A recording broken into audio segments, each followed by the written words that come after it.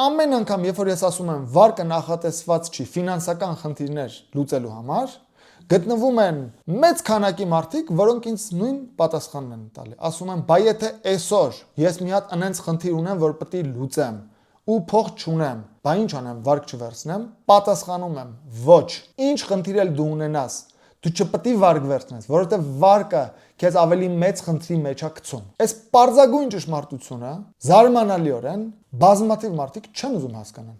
Հրաժարվում են հասկանալուց։ Դուք գիտակցում եք, որ եթե դուք այսօր ունեք շտապ ծախսի կարիք եւ չունեք փող, դա ինչ որ մի բանի հետևանք է, հետևանք։ Եթե դուք ուզում եք ձեր ֆինանսական վիճակը լավանա, դուք պիտի վերացնեք պատճառը, որը ձեզ հանգեցրել է ներկա ֆինանսական վիճակին։ Ես արդեն չգիտեմ ինչ լեզվով է պարզ բանը ձեզ բացատրեմ։ Պատճառը պետք է վերացնեք։ Եթե դուք այսօր ունեք ծախսի կարիք, բայց չունեք փող, նշանակում է ինչ որ մի օր դուք ունեցել եք փող եւ ծախսել եք անիմաստ ձևով։ Եթե երբեք փող չեք ունեցել, նշանակում է արդյունավետ չեք աշխատել։ Հետևաբար այսօր ձեր խնդիրն է լինել ավելի արդյունավետ, վաստակել ավելի շատ եւ վաստակածը ոչ թե ծախսել, այլ ներդնել։ Եթե չգիտեք որտեղ ներդնել, ներդնում եք ձեր կրթության մեջ, կարդում եք գրքեր, նայում եք վիդեոներ, հանդիպում եք մարդկանց, գնում եք կուրսերի, գնում եք կոնֆերանսների,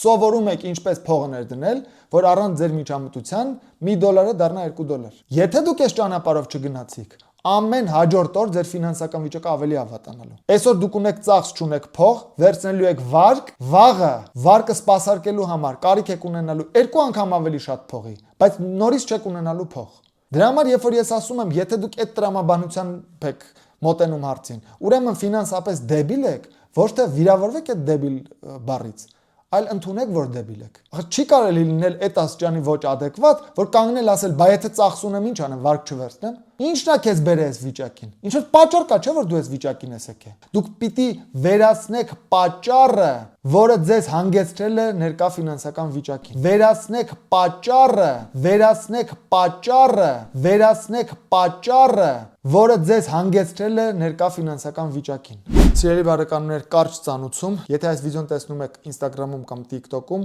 սեղմեք bio-ի մեջ link կա։ Եթե Facebook-ում է, ուրեմն վիդեոյի նկարագրության մեջ։ Լրացրեք ձեր մեյլը եւ անունը, ու ես ձեզ պարբերաբար շատ օգտակար կոնտենտ կուղարկեմ։